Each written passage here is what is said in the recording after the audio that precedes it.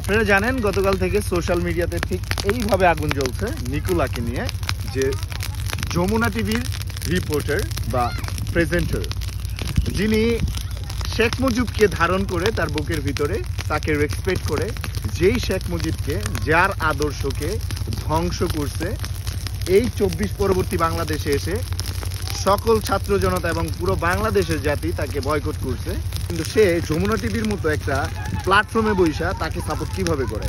আমরা জানি যমুনা টিভি আমাদের আন্দোলন চলাকালীন অনেক বড় একটা সাপোর্ট ছিল স্টুডেন্টদের জন্য। আপনাকে উদ্দেশ্য করে বলতে চাই, আপনি হয়তো আওয়ামী লীগকে ধারণ করেন, শেখ মুজিবকে আপনি ধারণ করেন, কিন্তু আমরা করি না। আমরা আওয়ামী লীগকেও ধারণ করি না, আমাদের আদর্শে শেখ মুজিবও নেই।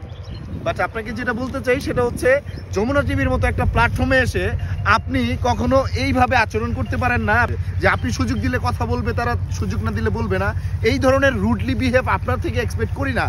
আপনি এডুকেটেড একজন পার্সন হয়ে আপনি যেই ল্যাঙ্গুয়েজটা ইউজ করছেন, একটা ইন্টারন্যাশনাল টিভি চ্যানেলে এসে আপনি যে কোনো মানুষকে এইভাবে জাজ করতে পারেন না। সে তার বক্তব্য দিতেই পারে, আপনার ইউ হ্যাভ টু অ্যাকসেপ্ট ইট।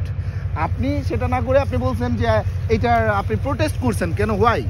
যেইখানে পুরো বাঙালি জাতি এখন আওয়ামী লীগ ফ্যাসিস্টদেরকে বয়কট করছে, 32 নাম্বার ভেঙে ফেলছে, সেইখানে আপনি কে হয়ে গেছেন? হু আর ইউ? হ্যাঁ, আপনার সাথে কিসের এত কানেকশন আওয়ামী লীগের? এটা আপনার থেকে জানতে চাই। আমরা চাই যমুনা টিভি থেকে আপনাকে বয়কট করা হোক, কোনো সাংবাদিকতা আপনার চাকরি না হোক।